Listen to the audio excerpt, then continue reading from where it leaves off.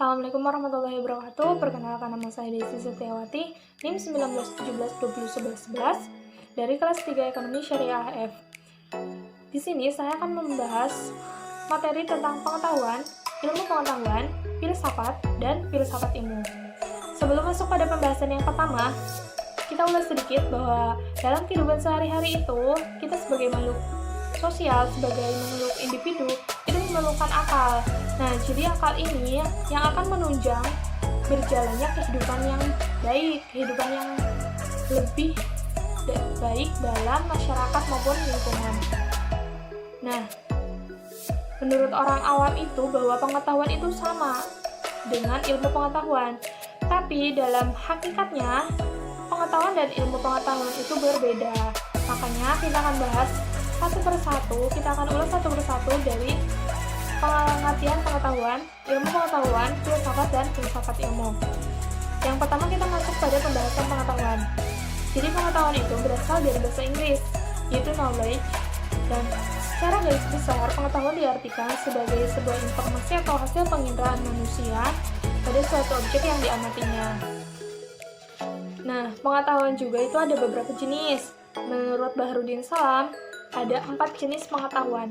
Yang pertama itu pengetahuan biasa.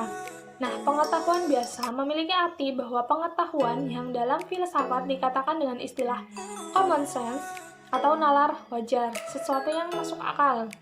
Yang kedua itu pengetahuan ilmu.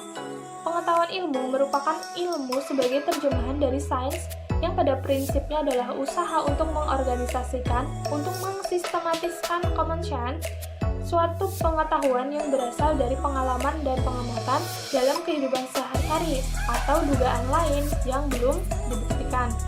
Yang ketiga ada pengetahuan filsafat. Nah, pengetahuan filsafat memiliki arti bahwa pengetahuan yang diperoleh dari pemikiran yang kontemplatif dan spekulatif. Yang terakhir ada pengetahuan agama. Pengetahuan agama diartikan sebagai pengetahuan yang hanya diperoleh dari Tuhan lewat para utusannya. Nah, pengetahuan agama ini bersifat mutlak, absolut, dan wajib diyakini. Selanjutnya, pembahasan dari ilmu pengetahuan. Jadi, ilmu pengetahuan itu berasal dari dua kata, yaitu ilmu dan pengetahuan. Nah, Profesor Dr. Aslay Montagu mengartikan bahwa ilmu pengetahuan adalah pengetahuan yang disusun dalam satu sistem yang berasal dari pengamatan, studi, dan percobaan untuk menentukan hakikat dan prinsip tentang hal yang sedang dipelajarinya.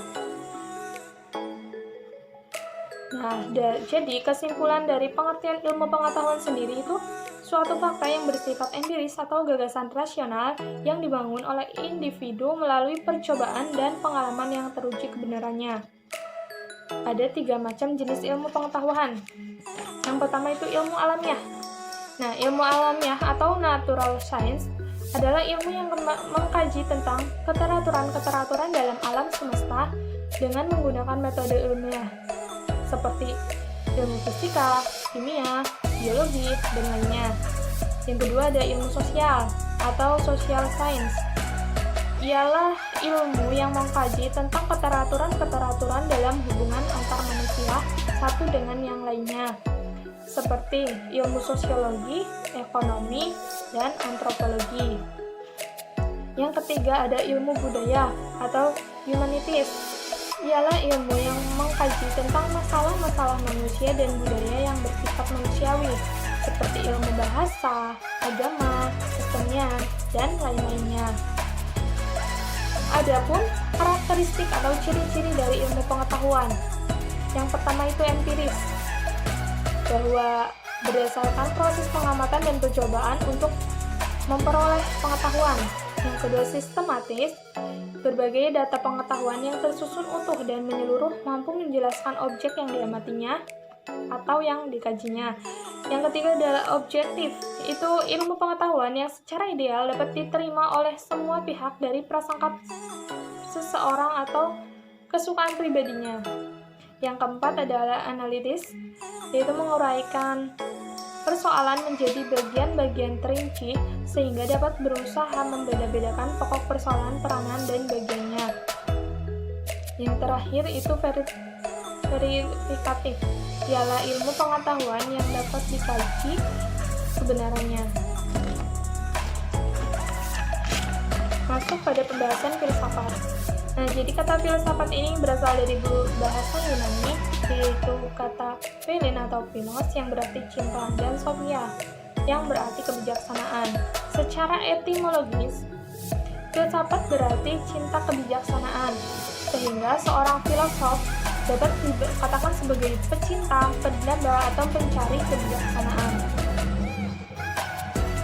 Nah, jadi filsafat itu adalah pemikiran dari kajian menyeluruh terhadap suatu pemikiran, kepercayaan, dan sikap yang sudah dijunjung tinggi kebenarannya melalui pencarian ulang dan analisis konsep dasar untuk menciptakan kebenaran, pertimbangan, dan kebijaksanaan yang lebih baik. Dalam filsafat ada beberapa bidang pokok. Yang pertama itu ada ontologi, yang kedua epistemologi, dan yang terakhir ada aksiologi. Nah, pengertian dari ontologi itu ilmu yang berkaitan dengan esensi dari benda atau makhluk secara abstrak atau studi tentang hakikat tertinggi dari yang ada atau realitas. Yang kedua ada epistemologi, yaitu teori tentang metode atau dasar dari pengetahuan atau studi tentang hakikat tertinggi, kebenaran dan batasan ilmu manusia. Epistemologi ini membahas secara mendalam segenap proses yang terlihat dalam usaha atau memperoleh pengetahuan. Yang terakhir ada aksiologi. Nah, aksiologi ini adalah studi tentang hakikat tertinggi, realitas, dan arti dari nilai-nilai kebaikan, keindahan, dan kebenaran. Nah, filsafat sendiri mempunyai fungsi dan tujuannya sendiri, bahwa filsafat ini sebagai satu usaha untuk memahami makna dan nilai alam semesta ini memiliki suatu tujuan untuk mendapatkan pengertian dan kebijaksanaan. Sebagaimana halnya dengan ilmu yang mempunyai tujuan deskripsi dan kontrol, seni punya tujuan kreativitas, kesempurnaan, bentuk keindahan, komunikasi, dan ekspresi. Selanjutnya, masuk pada pembahasan terakhir, yaitu dari pembahasan filsafat ilmu. Jadi filsafat ilmu diartikan bahwa cabang filsafat yang mempelajari dan mempertanyakan secara sistematis mengenai hakikat pengetahuan ilmu yang berhubungan dengan masalah-masalah filosofis dan fundamental yang terdapat pada ilmu untuk mencapai pengetahuan yang ilmiah. Nah, jadi intinya dalam filsafat ilmu ini mengandung pokok bahasan sebagai inti dari apa yang dipertanyakan mengenai kebenaran. Seperti itu. Nah, ada gambaran contoh beberapa poin bahasan yang akan dieksplorasi dalam filsafat ilmu. Ini ada menurut Lasey pada tahun 1996. Ada 6 pokok bahasan. Beliau mengemukakan bahwa pokok bahasan pada filsafat ilmu ini yang pertama adalah hakikat ilmu itu sendiri. Yang kedua tujuan dari ilmu, yang ketiga metode ilmu, yang keempat bagian-bagian ilmu, yang kelima jangkauan ilmu, dan yang terakhir itu hubungan ilmu dengan masalah kehidupan atau filosofi yang lain seperti nilai, etika, moral, dan kesejahteraan manusia. Dapat ditarik kesimpulan dari pengertian filsafat ilmu bahwa pemahaman untuk memperdalam pemahaman filsafat ilmu, kita itu harus benar-benar paham apa itu filsafat terlebih dahulu. Maka kita akan dapat bisa mudah memahaminya. Dan begitupun ilmu pengetahuan seperti itu. Nah, mungkin sekian pembahasan yang dapat saya berikan. Kurang lebihnya mohon maaf. Kita sama-sama belajar ya. Wabillahi taufiq wal hidayah. Wassalamualaikum warahmatullahi wabarakatuh.